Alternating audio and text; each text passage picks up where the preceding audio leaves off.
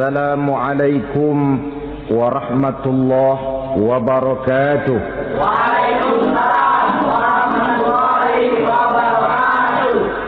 Bapak-bapak, ibu-ibu, saudara-saudara kaum muslimin rahimakumullah. Setiap orang menginginkan kebahagiaan dan tidak seorang pun menginginkan kesengsaraan dalam kehidupan ini. Namun nyatanya tidak setiap orang yang ingin bahagia mengetahui jalan yang harus ditempuhnya untuk sampai kepada kebahagiaan itu. Maka pada kesempatan pertemuan kali ini saya ingin menyampaikan sebuah hadis dari junjungan kita baginda Nabi besar Muhammad sallallahu alaihi wasallam yang termuat dalam kitab Mukhtarul Ahadits An-Nabawiyah, di mana beliau bersabda, arba'un min sa'adatil mar'i. Ada 4 perkara yang merupakan tanda dari orang bahagia. Saya mau tanya, di antara saudara-saudara yang hadir di sini, apa ada yang kepengen jadi orang sengsara? Seluruhnya tentu ingin mendapatkan kebahagiaan. Maka menurut resep dari Nabi kita, tanda orang bahagia itu 4. Jadi kalau saudara ingin bahagia harus mempunyai 4 perkara ini. Yang pertama, orang bahagia itu kata Nabi, darun wasi'un. Punya rumah biar bagus asal gede. Enak ngaturnya. Daripada sudah punya rumah kecil, adanya di pinggir kali, gubuk, kalau hujan bocor, miring lagi, kiamat. Loh, kalau gitu Islam materialis dong. Hadis ini boleh diartikan dengan makna hakiki, arti yang sebenarnya. Boleh diartikan dengan makna majazi, arti kiasan. Kalau dia diartikan dengan arti kias, maka yang dimaksud darun wasi'un ay qalbun wasi'un. Rumah yang luas tidak lain daripada hati yang lapang. Karena di situ kunci kebahagiaan yang sebenarnya. Walaupun kita cuma tinggal di petak berukuran 2 kali 3 meter, kalau hati kita luas rasanya rumah itu. Tapi biar rumah kita halamannya saja puluhan ribu hektar, ada kolam renangnya, kamar tidurnya tidak lagi terhitung. Kalau hati yang menempati rumah itu sempit, maka akan terasa sempit jugalah rumah itu. Tempat bergantungnya tidak lain adalah hati. Marilah kita mencoba melihat berbagai pandangan orang tentang bahagia ini. Ada orang menyangka bahwa bahagia itu kalau dia mendapatkan harta yang sebanyak-banyaknya. Siapa yang banyak harta, dialah raja. Apa yang dia mau, seluruhnya bisa dibeli. Keamanannya, dia bisa menyewa petugas. Seluruh fasilitas untuk menyenangkan kehidupannya bisa dibeli. Pendeknya, hartalah segala-galanya dalam kehidupan. Sampai ada pepatah mengatakan, innad darahima fil amakini kulliha taksur rijala mahabatan wa jalala. Sesungguhnya harta, dinar, dirham, uang di mana-mana selalu bikin hebat orang yang memilikinya. Coba lihat, orang yang punya duit sama yang enggak punya duit, jangan gaya hidupnya, gaya jalannya aja lain. Wahia lisanun liman arada fasahatan, wahia silahun liman arada qitala. Uang adalah senjata yang paling ampuh bagi orang yang mau pergi perang, dan lidah yang paling fasih bagi orang yang mau bicara. Kalau bicara dengan lidah macet, cobalah bicara dengan harta, lancar. Sampai ada pepatah demikian, segalanya bisa diatur dengan harta.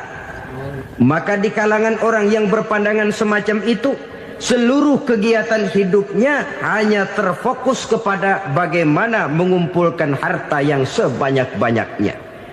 Tidak peduli halal haram, tidak kenal sore pagi siang dan malam, tidak sempat sujud, jauh dari agama, jauh dari kehidupan yang bersifat ruhaniyah, jauh dari Allah dan sebagainya, sampai dalam Al-Quran dikelompokkan dalam kelompok yang dinamakan lumazah.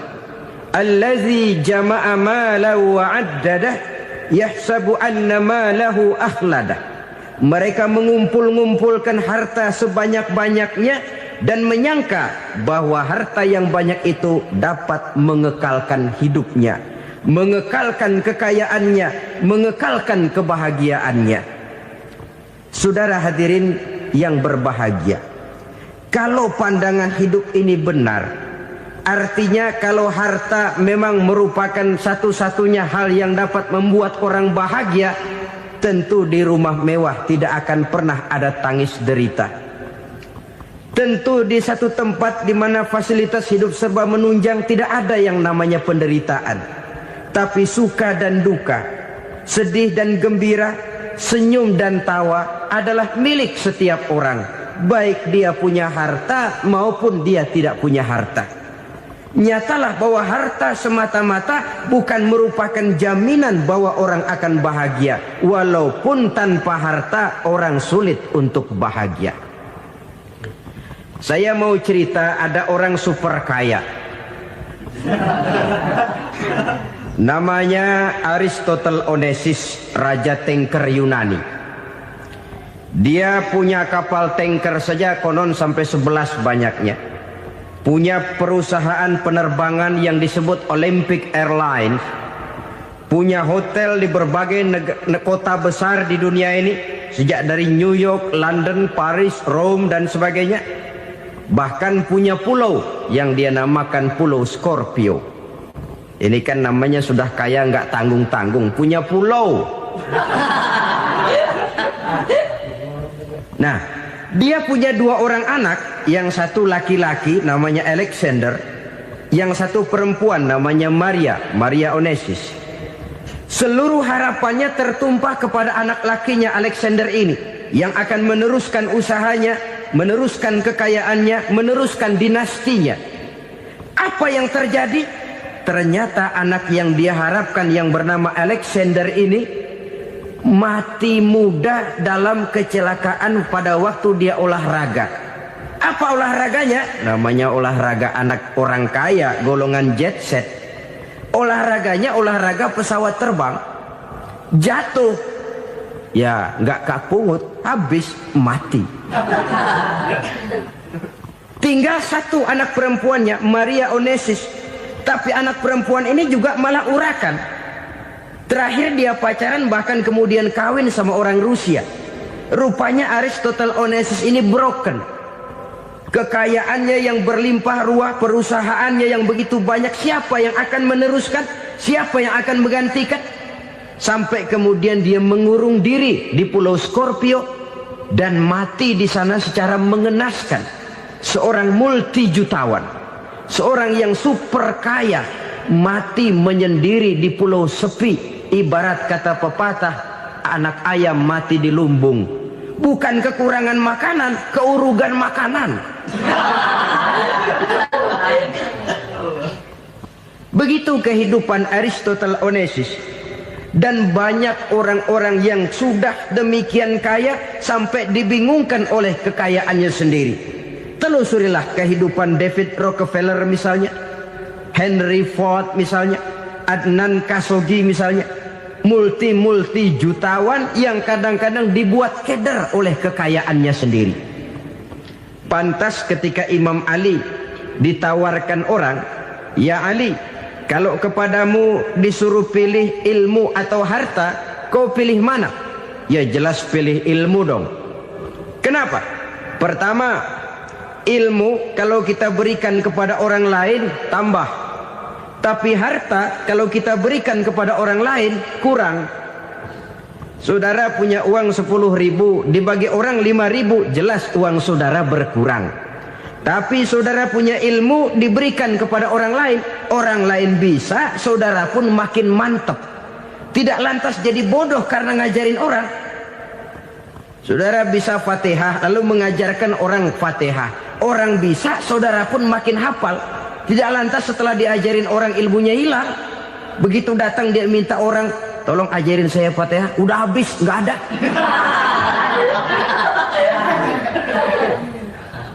Yang kedua kata Imam Ali, ilmu menjaga kita. Kalau harta, kita yang harus jaga. Makin banyak ilmu, makin terpelihara diri seharusnya. Tetapi makin banyak harta, makin bingung kita jaganya. Sampai kadang-kadang kalau perlu seluruh keliling rumah dipasangi alarm. Belum cukup disewakan anjing besar-besar, pasang di depan pintu, awas anjing galak. Masih belum cukup juga, cari centeng tukang-tukang kepruk jaga rumah. Masih terasa belum aman, padahal rumahnya dikelilingi tembok besar.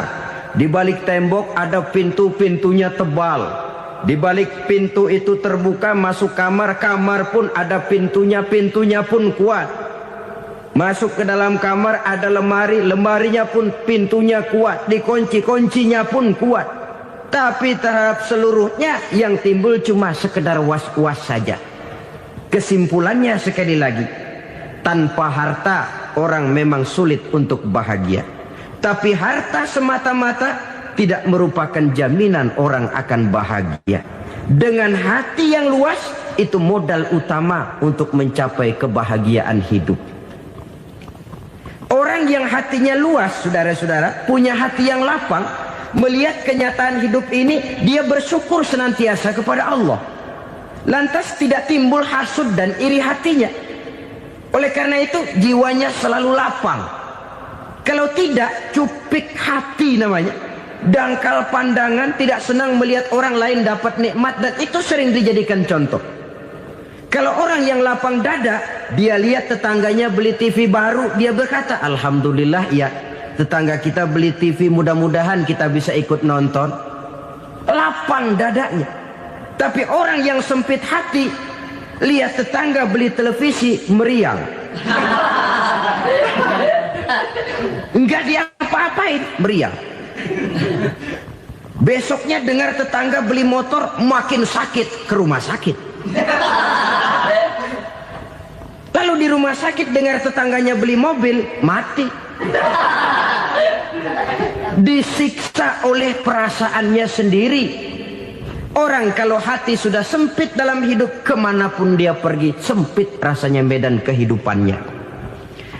Kemudian kita melihat juga ada orang yang menilai bahwa bahagia itu katanya kalau punya kedudukan yang tinggi, pangkat yang agung, wibawa yang besar. Mungkin betul, tapi mungkin juga tidak. Bergantung kepada hati orang yang punya pangkat itu. Sama dengan harta tadi. Harta akan membawa bahagia kalau dia jatuh ke tangan orang yang berhati lapang. Tapi harta akan jadi bencana kalau jatuh ke tangan hati orang yang sempit. Pangkat akan membawa bahaya kalau jatuh di tangan hati orang yang sempit. Lebih dari itu, kenyataan mengajarkan kepada kita bahwa ternyata pangkat dan jabatan tidak selamanya memberikan kebahagiaan dalam kehidupan. Bahkan resikonya kelewat besar. Beberapa bukti kita bisa ambil dari para pemimpin dunia yang menjadi korban lantaran pangkat dan jabatan yang disandangnya. Saudara ingat Presiden Abraham Lincoln dan John Kennedy dari Amerika? Dibunuh orang. Park Chung-hee dari Korea Selatan, Ziaur Rahman dari Bangladesh, Anwar Sadat dari Mesir, terakhir Indira Gandhi dari India, menjadi korban dari pangkat dan jabatan yang disandangnya dari orang-orang yang tidak senang dia memegang jabatan itu. Dia akan mudah mengundang bencana. Sehingga pantas kalau seorang presiden terkemuka Amerika, Harry Truman namanya, dia mengatakan jabatan presiden itu, kata dia, seperti orang nunggang macan, naik macan. Harus kita taiki, kalau enggak dia bakal nerekam kita, ngeri katanya. Adapun orang yang hatinya lapang, kalau dia menerima pangkat dan jabatan, dianggapnya itu satu kesempatan untuk berbuat baik. Tapi orang yang berhati sempit, menerima pangkat dan jabatan, bukan kadang-kadang menerima, malah berusaha setengah mati mencapai dengan segala cara. Kalau perlu jilat atas, jilat atas. Jadi golongan sumuhun dawu. Jadi kelompok kulon nuwun, yes sir, yang kerjanya cuma oke bos. Kalau perlu jilat atas, jilat atas. Kalau perlu injak yang bawah, injak yang bawah. Perlu sikut kiri kanan, sikut kiri kanan. Yang penting pangkat dapat, jabatan dapat. Orang yang semacam ini, kalau sudah mempunyai pangkat dan jabatan, biasanya dia tidak menganggap itu sebagai amanah, tidak menganggap sebagai kesempatan berbuat baik, tapi malah kesempatan untuk memperturutkan hawa nafsunya yang dilatar belakangi oleh kesempitan hatinya tadi. Apalagi kalau orang memperoleh pangkat karena banyak mengeluarkan uang, seakan-akan pangkat dan jabatan itu sekarang macam proyek pakai tender. Siapa yang berani bayar segini naik, nggak berani minggir. Padahal logikanya, kalau orang mencapai satu jabatan karena banyak mengeluarkan uang, hampir bisa dipastikan bahwa setelah jabatan itu dia pegang, langkah pertama yang akan dilakukannya ialah berusaha bagaimana uang yang dia keluarkan supaya kembali. Ya paling kurang pulang modal dulu dong. Soal mikirin rakyat soal nanti, tapi ini modal harus pulang. Itu celakanya kalau orang memperoleh pangkat dan jabatan cuma karena banyak mengeluarkan uang. Jarang orang yang mempunyai keyakinan dan pandangan bahwa pangkat dan jabatan merupakan amanah. Jadi sekali lagi, pangkat dan jabatan mungkin saja membawa kebahagiaan kalau jatuh ke tangan orang yang berhati lapang. Tapi bisa jadi bencana kalau dia jatuh ke tangan orang yang mempunyai hati yang sempit. Dan lagi-lagi stresnya hati yang lapang. Lalu sebagian orang, saudara, ada yang berpandangan katanya bahagia itu kalau jadi orang terkenal, mempunyai popularitas, menjadi idola di kalangan remaja, di kalangan orang tua, di segala lapisan masyarakat. Padahal makin populer orang makin terikat dia. Ya kalau macam kita ini kan nggak punya nama, nggak populer, tengah malam buta mau nongkrong di warung Tegal aman. Tapi pangkat, jabatan, kedudukan, popularitas menyebabkan kita diikat dengan berbagai macam peraturan. Cuma mandi sama ke WC saja yang nggak dikawal.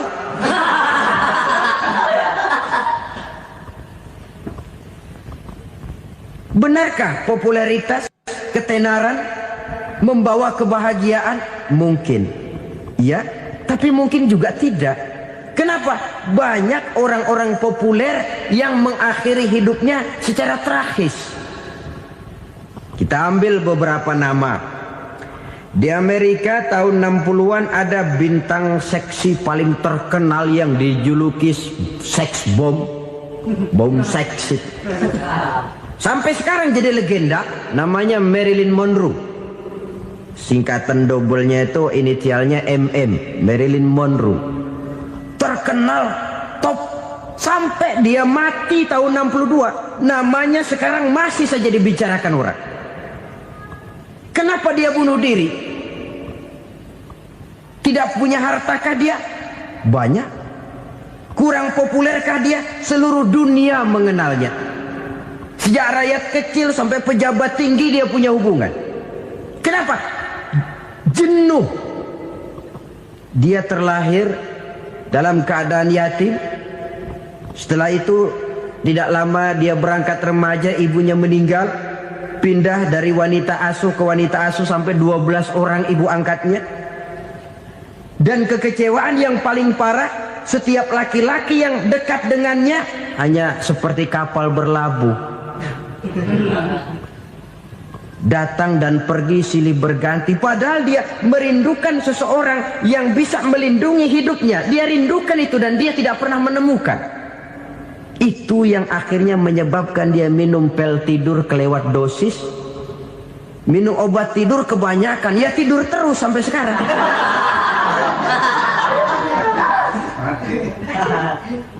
Dia mengakui, saya telah memiliki ketenaran, tapi saya tidak pernah hidup dalam ketenaran itu. Saya pandai main sandiwara, tapi saya ingin hidup dalam alam yang real sebagaimana umumnya orang. Itu yang dia rindukan. Menyusul jejak yang namanya Marilyn Monroe ini, Billie Holiday, saudara kenal tentu, di rumah sakit dirawat. Dia juga minum obat overdosis, mati lagi. Jimi Hendrix minum obat tidur overdosis kelewat batas, mati lagi. Lalu yang menghanyutkan diri di danau, Janis Joplin dan Brian Jones. Ini orang-orang populer, orang-orang terkemuka yang mengakhiri hidup secara tragis, bukan karena tidak terkenal, mungkin karena sudah saking terkenalnya. Contoh paling belakangan, Bruce Lee. Wah, ini tukang-tukang kepruk tentu kenal siapa dia. Sampai sekarang pun tabir kematiannya masih merupakan misteri. Dan yang masih hidup juga menunjukkan gejala yang aneh. Michael Jackson, rumahnya di Beverly Hills itu dijaga sedemikian rupa, dan dia selalu curiga kepada setiap makanan harus steril, bersih dari segala macam kimia. Kemana dia pergi, itu tukang-tukang kepruk sudah selalu menjaga dan mengawal, dan dia seakan takut menunjukkan mukanya yang asli. Hingga kalau tampil ke tengah di luar show, dia kadang memakai pakaian yang tidak menunjukkan dia yang sebenarnya, takut dikenali orang. Ternyata popularitas sering jadi momok yang meracuni kehidupan manusia. Oleh karena itu, benarlah junjungan kita pada saat beliau mengajarkan orang akan bahagia kalau dia mempunyai hati yang lapang. Nah, sekarang masalahnya untuk mendapatkan hati yang lapang, caranya bagaimana? Kita kembali kepada konsep Quran. Allah mengajarkan, ala inna bi dzikrillahi tatmainnul qulub. Ketahuilah bahwa dengan banyak mengingat Allah, hati akan tenang, jiwa akan lapang. Dengan kata lain, dekat dengan agama, merasakan kehadiran Allah dekat dalam hidup, itu muara pertama untuk mencapai hati yang lapang. Ala inna bi dzikrillahi tatmainnul qulub. Jangan macam orang sekarang ingin mendapatkan ketenangan lalu tapak di puncak gunung, di gua-gua, di tempat sepi. Iyalah kalau nggak ada ular. Kalau tergigit ular berbisa, ketenangan belum, mati jelas itu. Islam positif untuk mendapatkan ketenangan. Ala inna bi dzikrillahi tatmainnul qulubi. Bahwa ketahuilah bahwa dengan banyak mengingat Allah, hati akan tenang, jiwa akan lapang, nuansa pikiran akan luas. Karena yang namanya bahagia ada dimanapun manusia berada. Di kampung ada bahagia, di kota ada bahagia, di ngarai, di lembah, di gunung, di hutan, di lautan, di angkasa luar, dimanapun bahagia itu ada kalau kita bermodalkan hati yang lapang ini. Dan hati akan lapang kalau kita dekat dengan agama. Dekat dengan harta buat sementara hati mungkin tenang, tapi ketenangan yang relatif dan temporer. Apalagi orang tiap kali tambah harta, tiap kali tambah rencana. Itu wajar. Mungkin sebelumnya saudara berpikir, kalau punya duit 5.000 enak nih. Begitu punya duit 5.000, aduh sayang kalau 10.000 aja. Tiap kali tambah harta, tiap kali lain rencana. Makin banyak rencana, makin menjauhkan kita dari yang namanya ketenangan. Padahal ketenangan merupakan unsur utama untuk mencapai bahagia. Dan ketenangan itu bermuara dalam hati manusia. Tengoklah kehidupan ini. Orang yang banyak harta dengan orang miskin, Berbedakah rasa sakit yang mereka tanggungkan? Rasanya tidak. Walaupun si kaya tidur di kasur empuk berselimutkan sutra mahal, sementara si miskin meringkuk di balai bambu yang keras dan kasar. Apabila maut datang, dia juga tidak pernah pilih bulu. Maut datang menjemput si kaya di singgasana keemasannya, dikelilingi oleh para pengasuh, dayang dan inang serta para pengawal. Dan maut pun datang menjemput si miskin papa, sehingga ia tergelepar di tepian jalan. Kedua-duanya bernama mati. Kalau nyata bahwa sakit yang ditanggung si kaya tidak beda dengan sakit yang ditanggung si miskin, bukan harta semata yang membuat orang bahagia. Hati yang tenang, jiwa yang lapang penuh kedamaian, karena banyak berzikir dan mengingat Allah, itu merupakan modal utama untuk mencapai sesuatu yang bernama bahagia.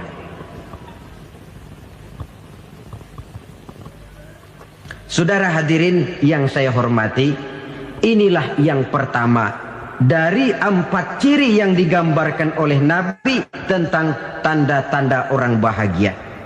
Dan harus berangkat dari yang pertama ini, hati yang lapang. Ini yang harus kita miliki lebih dahulu. Baru nanti akan menyusul kepada poin yang ketiga, kedua, dan selanjutnya. Sebab kalau hati sudah terisi dengan jiwa yang lapang, seluruh persoalan insya Allah akan bisa kita atasi dengan sebagaimana mestinya. Yang kedua sekarang, tanda orang bahagia menurut baginda Nabi, markabun syariah. Orang bahagia itu, kata beliau, punya kendaraan biar cepat asal lancar. Artinya kemana dia mau pergi mudah.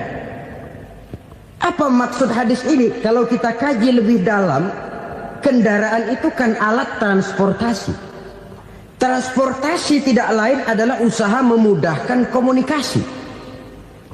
Pindah dari situ kepada teori bahwa manusia adalah zon political, makhluk bermasyarakat yang tidak bisa memenuhi kebutuhan hidupnya secara sendirian. Kita memerlukan keberadaan orang lain dalam kehidupan ini. Untuk memakai baju saja kita sudah perlukan petani yang tanam kapas, pabrik yang memintal kapas jadi benang, pabrik yang menenun benang jadi kain, sampai kepada mesin jahit, sampai kepada tukang jahit. Itu cuma untuk memakai pakaian saja. Tidak seorang pun di antara kita yang sanggup memenuhi kebutuhan hidupnya secara sendiri. Kita perlu orang lain.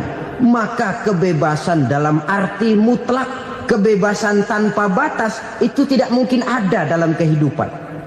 Karena kita mengadakan yang disebut interaksi sosial. Setiap kegiatan kita tentu melibatkan orang lain. Menurut kita barangkali kita bebas jalan di jalan raya semaunya, tapi orang lain berkendaraan pun merasa bahwa ini ada juga jalan haknya, dan begitu selanjutnya.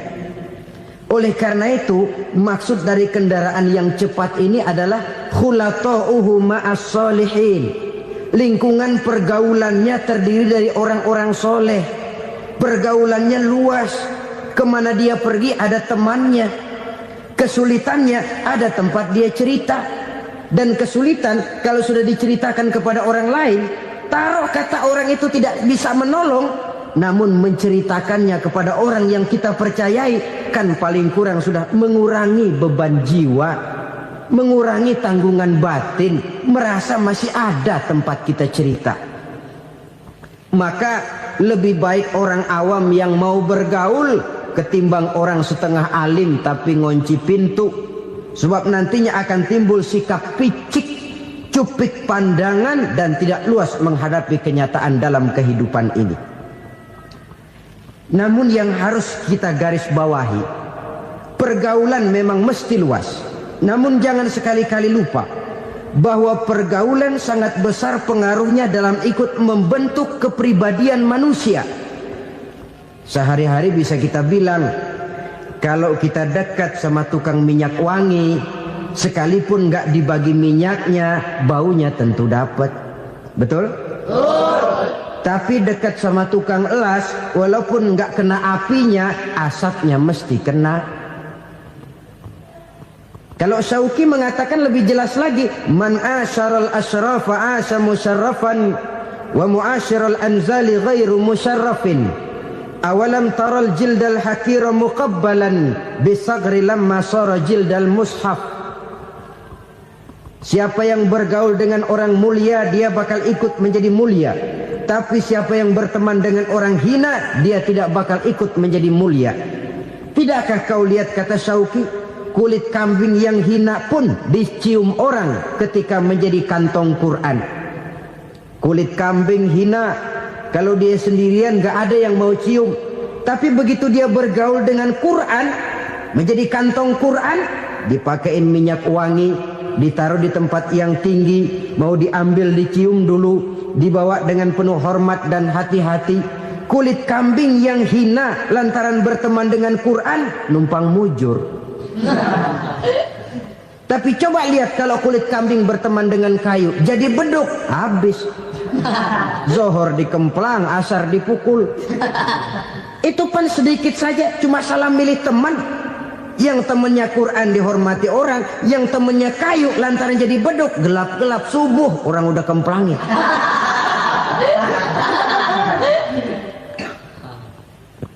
Maka terutama kepada adik-adik remaja yang masih mencari identitas diri, yang ibarat kaset masih kaset kosong, mudah diisi oleh apapun, pandai-pandailah memilih teman dalam bergaul. Karena banyak orang yang tadinya baik-baik, ketika terseret dalam pergaulan dengan orang yang tidak baik, kebaikannya menjadi lentur dan luntur. Tapi berapa banyak bajingan-bajingan tengik, orang-orang yang berlumur noda dan dosa, tiap hari melakukan maksiat, namun bergaul dengan orang yang baik-baik, pada akhirnya sedikit demi sedikit beringsut dan berangsur dia terbiasa mengikuti kebaikan-kebaikan. Saya tekankan ini kepada remaja karena mereka masih mencari identitas diri. Apa yang mereka lihat mereka mau, apa yang mereka dengar mereka ingin tahu. Coba lihat kehidupan remaja. Pulang nonton film Rambo, pengen jadi Rambo, gagah, maunya belekai melulu. Pulang nonton film Superman, pengen bisa terbang. Pulang nonton India, nyanyi melulu. Wajar, mereka masih mencari identitas diri. Saya ini sebenarnya siapa? Lingkungan, pergaulan akan membentuk itu. Karena itu pandai-pandailah bergaul, karena ia sangat besar pengaruhnya dalam ikut membentuk kepribadian manusia. Apalagi sifat yang jelek lebih cepat menularnya ketimbang sifat yang baik. Sifat yang baik, watak yang soleh itu lambat sekali untuk menular. Tapi yang tidak baik, kan prosesnya mah kalau remaja biasanya mula-mula dengar. Karena dengar lalu pengen tahu. Karena pengen tahu lalu ngeliatin. Begitu ngeliatin kan pengen nyobain. Setelah nyobain ketagihan. Nah, ini prosesnya. Yang namanya ganja, morfin, narkotik, awalnya kan begitu. Mula-mula dengar, katanya kalau sudah fly to the sky, sudah melayang ke langit, katanya disitulah puncak kebahagiaan. Mulanya cuma dengar. Karena dengar pengen tahu. Karena pengen tahu lalu ngeliat, kumpul sama orang yang suka ngeganja. Setelah ngeliat, nah pengen ngerasain. Begitu ngerasain enak juga, ketagihan. Kalau sudah ketagihan jadi penyakit kronis, bisa merembet kepada yang lain. Iya, kalau orang tuanya mampu untuk beli morfin, beli ganja. Kalau tidak kan pikirannya ngayap, jemuran siapa ya gue sabet. Timbullah perbuatan-perbuatan negatif yang bermula dari salah pergaulan. Apalagi buat adik-adik remaja yang tinggal di kota-kota besar, yang pengaruh budaya, pengaruh kesenian, pengaruh struktur kehidupan yang nampak makin individualistis, di mana persaingan tajam, tensi ekonomi tinggi, orang mudah mengalami stres. Pandai-pandailah dalam bergaul, sekali lagi, karena ia sangat besar pengaruhnya dalam ikut membentuk kepribadian manusia. Orang bahagia punya kendaraan yang cepat, artinya punya pergaulan yang luas, dan lingkungan pergaulannya terdiri dari orang-orang yang soleh. Kemana dia pergi, ada teman. Kesulitannya, ada tempat dia cerita. Tapi kalau sudah menyendiri, hidup sendiri, kesulitan dipikiri sendiri, bisa mati belum waktunya. Tidak ada tempat berbagi rasa, tidak ada tempat bercerita, tidak ada tempat mengurangi beban dalam kehidupan. Pantas betul kalau Islam sangat menggalakkan dan menganjurkan orang kalau sudah sampai waktunya itu untuk melangsungkan nikah. Kata Nabi, ya ma'syaras syabab man istata'a minkumul ba'at falyatazawwaj. Hai para pemuda, kalau sudah mampu memberi nafkah, kawinlah, nikahlah kamu. Kenapa? Sudah ada teman hidup, tempat berbagi rasa. Kesulitan kalau ada tempat cerita akan lebih ringan ketimbang kita telan sendiri, walaupun bobot kesulitannya sama beratnya. Saudara-saudara kaum muslimin rahimakumullah, inilah ciri yang kedua, punya kendaraan biar cepat asal lancar. Kemana kita mau pergi gampang. Dengan kata lain, setelah hati yang luas, pergaulan yang luas. Dua. Yang ketiga sekarang, tanda orang bahagia itu menurut Nabi, misbahun mudhi'un, punya lampu yang terang. Oh, itu enggak problem. Sekarang sudah zamannya listrik masuk desa, Pak. Lampu sudah terang semua. Betul, kalau itu yang dimaksud. Tapi tidak cuma itu. Karena lampu yang dimaksud di sini, lampu yang akan menerangi seluruh perjalanan hidup. Dan perjalanan hidup itu sudah dimulai sejak kita terlahir ke alam ini, sampai masuk ke alam barzah, kumpul di padang mahsyar, sampai ke akhirat. Lampu yang menerangi itu yang diperlukan. Kalau lampu, katakanlah yang paling top sekarang kan lampu jenis Mercury. Taruhlah itu di rumah kita, dia cuma menerangi rumah kita, menerangi hati pun tidak sanggup. Bila kita masuk ke alam barzah, alam kubur, sanggupkah si Mercury yang begitu terang menerangi alam barzah kita? Tidak sanggup lagi.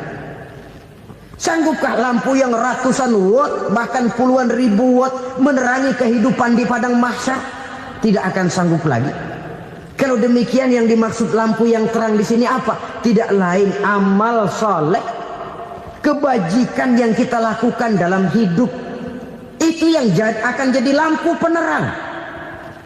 Di dunia nama kita akan terang. Jasad kita boleh hancur terkubur tanah, tapi nama kita akan dikenang orang. Begitulah kalau orang meninggalkan kebajikan dalam hidup seperti sekarang. Ribuan orang tiap saat berziarah ke kubur Imam Syafi'i, ke kubur Imam Malik, ke kubur Imam Ghazali, ke kubur orang yang baik-baik, orang yang soleh-soleh. Kebajikannya yang ditinggalkan, yang mengukir namanya dengan tinta emas. Sehingga saudara sudah terbaring di alam kubur, orang lewat, Allah, ini kuburannya Fulan bin Fulan, dulu ini kebaikannya Masya Allah, saya ikut merasakan. Mari kita mampir sebentar, kita Fatihah. Mohon disampaikan Allah pahalanya kepada almarhum. Al-Fatihah. Itu kalau orang baik-baik. Lalu saudara tanya, Pak, orang mati dikirimin Fatihah apa nyampe pahalanya? Saya jawab, kalau saudara nggak percaya, mati dulu dah. Nanti saya Fatihain, tungguin di sana. Umpama nggak sampai, balik lagi kemari. Sekarang ini kan maunya otak-otakan saja. Kalau nggak masuk otak, nggak percaya. Padahal alam gaib itu nggak bisa diotak-otakin. Sama saja dengan saudara pernah dengar cerita kapal Tampo Mas tenggelam kan? Pernah nggak? Di mana? Ya, di laut Masalembo. Begitu ke Tampo Mas tenggelam, ratusan penumpang itu terjun ke laut, dipermainkan gelombang, berjuang menghadapi maut itu. Orang lagi timbul tenggelam di lautan, dihantam ombak, kita tengokin pakai helikopter. Pak, lagi timbul tenggelam ya? Iya, tolongin. Jangan khawatir Pak nih, saya kirim intan Pak, harganya 10 juta. Kira-kira orang yang timbul tenggelam di laut seneng nggak? Tidak.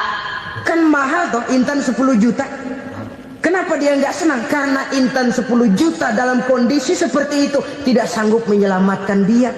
Dia akan girang kalau dikirimin ban mobil bekas, dikirimin papan terentang atau bambu. Intan yang 10 juta dia nggak girang. Ban mobil bekas yang 1000 perak, tuh pegang, itu yang dia girang betul. Inilah sebabnya Nabi berkata, mal mayyitu fi qabrihi illa kal ghariqil mutaghawwis. Orang yang meninggal di alam kuburnya seperti orang timbul tenggelam di lautan. Yantaziru da'watan min ahli, menunggu doa dari keluarganya yang masih hidup. Duh, bapak saya sudah meninggal, saya sayang benar sama dia. Kirimin kulkas ke kuburannya Itu sama saja dengan tadi orang tenggelam di lautan dikirimi intan yang harganya 10 juta, ndak sampai. Begitulah kalau kebajikan yang kita tinggalkan dalam hidup, sudah mati pun kubur kita masih diziarahi orang. Tapi kalau jahat yang kita tinggalkan, boro-boro lah orang mau doa lewat dekat kuburan kita juga serem. Tuh bajingan no, dulu mati dipendem di situ tuh. Jangan lewat situ, ntar kesurupan, jangan. Lewat saja orang ngeri. Konon lagi membacakan Fatihah dan mengirimkan doa. Hidup pada hakikatnya adalah kesempatan untuk berbuat baik. Maka sekali kesempatan itu diberikan, manfaatkan dengan sebaiknya. Sebab kesempatan kedua tidak akan pernah ada. Kesempatan berbuat baik di sini, di akhirat sudah pembalasan namanya. Sekali kesempatan itu dicabut, dia tidak akan pernah dikembalikan lagi. Kata Iqbal, hidup tidak mundur ke belakang, Bung. Berhenti diinjak orang, mundur hancur. Tidak ada kata mundur dalam hidup ini. Berhenti diinjak orang, mundur kecebur. Tidak ada kata lain. Harus maju dalam kehidupan, dalam artian yang positif. Hidup adalah kesempatan untuk mengumpulkan kebajikan yang sebanyak-banyaknya. Di situ nilai daripada manusia. Sekarang ini memang nggak kelihatan kok, orang yang banyak pahala sama yang banyak dosa nggak kelihatan kok.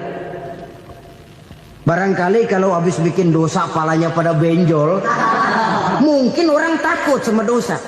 Tapi sekarang sama saja, orang yang banyak dosa dengan yang nggak banyak dosa jalan bareng dari belakang, sama, nggak kelihatan beda. Tapi ada waktunya di mana pahala memegang peranan, di mana dosa diperlihatkan. Sama saja kalau kita bawa mobil siang, lampu kan nggak begitu berfungsi. Apa lalu bilang, alah ini lampu berat-beratin, copot-copotin aja dah. Tidak perlu begitu. Kenapa? Pada satu saat malam senja akan datang. Bila matahari terbenam, senja pun datang, gelap mulai merayap, disitulah baru terasa perlunya lampu. Pahala begitu. Sekarang orang yang nggak ada pahalanya nggak kelihatan dalam kehidupan. Tapi pada satu saat senja kehidupan akan datang. Ajal merenggut nyawa, malam merayap, dan hidup mulai diliputi kegelapan di alam barzah. Dikala itu kalau nggak punya lampu, alangkah malangnya kita. Sebab amal yang baik, kata Nabi, di alam barzah itu akan diciptakan menjadi perempuan yang cantik menemani kita. Amal yang jahat akan menjadi orang yang paling jelek nemenin kita. Udah di tempat gelap yang nemenin jelek.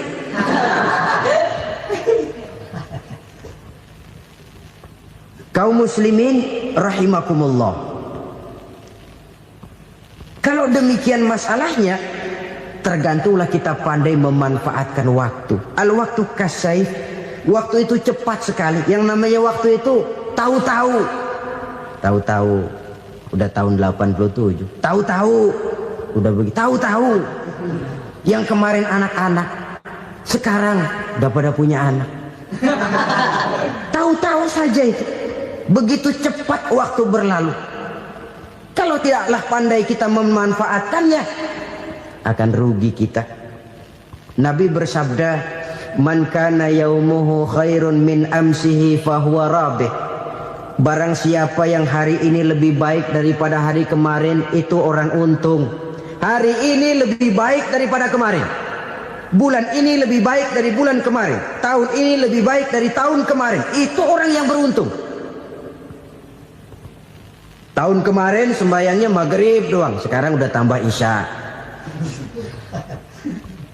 Tahun kemarin cuman Idul Fitri aja ngancem bener, sekarang udah tambah Jumat, lalu tambah lagi maghrib, tambah lagi isya, dan selanjutnya. Hari ini lebih baik daripada kemarin, itu orang yang beruntung.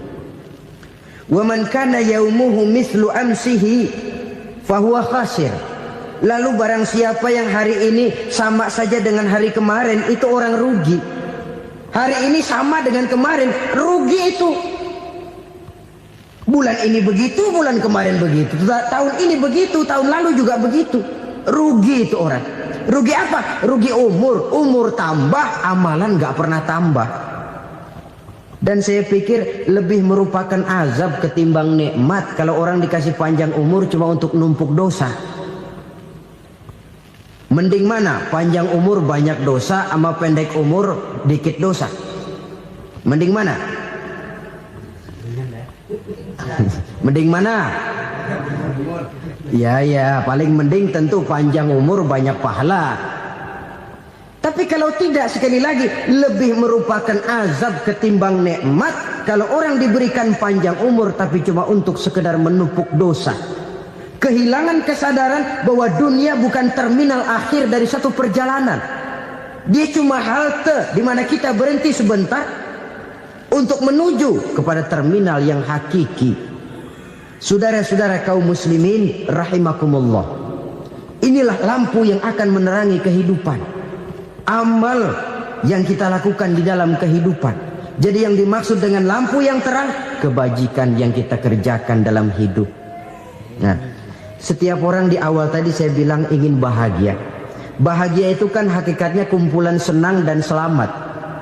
Senang, selamat. Apa bedanya? Senang tapi tidak selamat, nggak bahagia. Selamat tapi nggak senang, nggak bahagia orang. Contoh, kalau orang korupsi, duitnya banyak, senang dia, tapi keselamatannya. Ada tentara baris di samping rumahnya udah bingung, padahal tentara latihan. Tentara cuma latihan, dia bingung. Senang, tapi karena keselamatannya tidak terjamin, dia tidak bahagia. Sebaliknya pegawai negeri jujur benar cuma segaji-gajinya, selamat nggak korupsi tapi melarat, ya nggak bahagia juga, kurang senang. Kesenangan dan keselamatan untuk dunia saja, ya sekali lagi, kalau cuma sekedar untuk dunia saja bisa dibeli pakai uang, bisa dibeli pakai uang. Saudara ingin selamat bisa dibeli pakai uang, saudara ingin senang bisa dibeli dengan uang. Tapi setelah mati masuk ke alam barzah, habis kekuasaan uang. Nggak bisa lagi beli keselamatan pakai uang, tidak mungkin lagi membeli kesenangan dengan uang. Di situ pahala yang megang peranan. Makin banyak pahala, makin banyak saham untuk membeli kesenangan dan keselamatan, untuk memperoleh yang namanya bahagia. Dan jangan lupa loh, di alam barzah kita nggak sebentar, menunggu datangnya kiamat. Loh iya, kalau kita begitu dikuburin terus kiamat datang, untung. Tapi kalau masih harus 1000, 2000, puluhan ribu tahun yang akan datang, dalam satu penantian yang begitu lama, tanpa saham untuk memperoleh kebahagiaan, satu kemalangan yang tidak ada pernah putus-putusnya.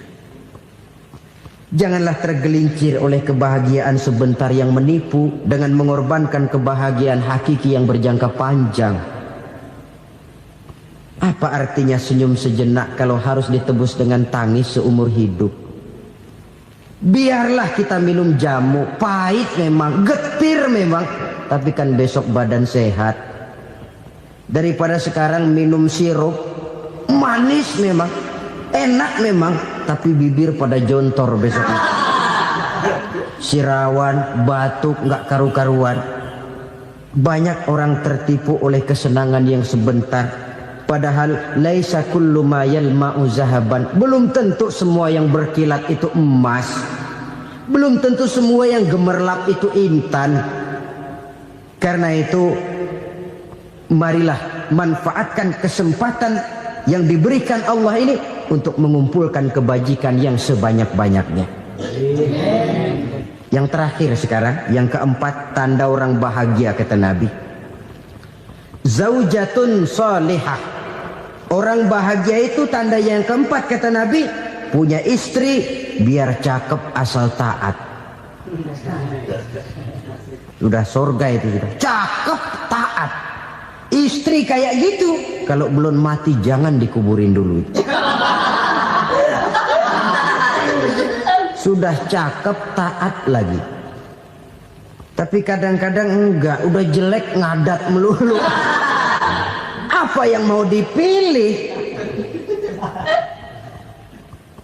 Sebab itu Quran mengatakan istri pakaian untuk suami, suami pakaian untuk istri. Kenapa suami istri diibaratkan pakaian? Alangkah tingginya gaya bahasa Quran ini. Suami istri teman hidup, hidup perjalanan panjang.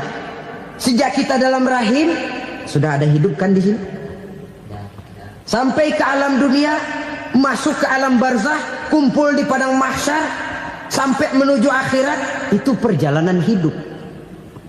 Carilah istri atau suami teman hidup yang membawa manfaat tidak hanya kehidupan di dunia ini, sampai di alam barzah, sampai di padang mahsyar. Suaminya mungkin meninggal lebih dulu atau istrinya mungkin meninggal lebih dulu. Tapi suami atau istri yang masih hidup berbuat kebajikan. Suami saya meninggal, ada hartanya, saya sedekahkan, niat pahala untuk almarhum suami saya. Ini teman hidup. Tidak dibatasi dan tidak bisa dipisahkan oleh maut sekalipun. Zohirnya mungkin pisah, badannya mungkin pisah, tapi hatinya, jiwanya, kebersamaannya dalam menghadapi kehidupan. Karena itu, saudara-saudara, bahasa Quran indah. Suami istri diibaratkan seperti pakaian. Apa fungsi pakaian? Pertama, pakaian jadi kebanggaan. Artinya suami harus menjadi kebanggaan istri, istri harus jadi kebanggaan suami. Yang kedua, pakaian itu kan fungsinya menutup aurat. Artinya sesama suami istri harus saling menjaga kekurangan masing-masing. Jangan malah sesama suami istri saling membongkar rahasia dan aibnya sendiri-sendiri. Istrinya diceritain jeleknya di mana-mana, atau suaminya dibongkar rahasianya di pasar umum. Itu sudah tidak lagi berfungsi sebagai pakaian. Kenapa semua ini diperlukan? Karena kita menyadari bangsa yang baik terdiri dari masyarakat yang baik. Masyarakat yang baik merupakan susunan dari warga yang baik. Warga yang baik adalah terdiri dari rumah tangga yang baik. Dan rumah tangga yang baik merupakan susunan dari pribadi yang baik. Dari situ langkah dimulai. Membangun satu bangsa yang baik diawali dengan membangun rumah tangga yang baik, dengan menciptakan pribadi-pribadi yang baik. Sehingga dari sini diharapkan berkembanglah nilai-nilai kebaikan. Orang akan bahagia mempunyai istri yang soleh. Kenapa? Tidak ada seorang suami bisa sukses jadi apapun dia, apapun profesinya. Dokterkah, kiaikah, mubalikah, petanikah, pengusahakah, pejabat tinggikah, tidak ada seorang suami yang bisa sukses tanpa peran serta istrinya. Walaupun memang peranan itu tidak begitu kelihatan, tapi sangat menentukan. Karena itu, saudara hadirin yang saya hormati, Islam sangat menghargai kaum wanita, memberikan kedudukan yang tinggi sepanjang tidak mematikan kodrat kewanitaannya. Nah, kalau sudah kesuksesan ini diawali dari rumah tangga, karier di masyarakat mudah untuk dikejar. Tapi keberantakan di rumah tangga merupakan kegagalan pertama di tempat lain. Nah, inilah saja yang dapat Al-Fakir sampaikan pada pertemuan kali ini. Jangan lupa nyalakan loncengnya ya. Oke, sampai ketemu di konten berikutnya ya. Bye bye. Assalamualaikum warahmatullahi wabarakatuh.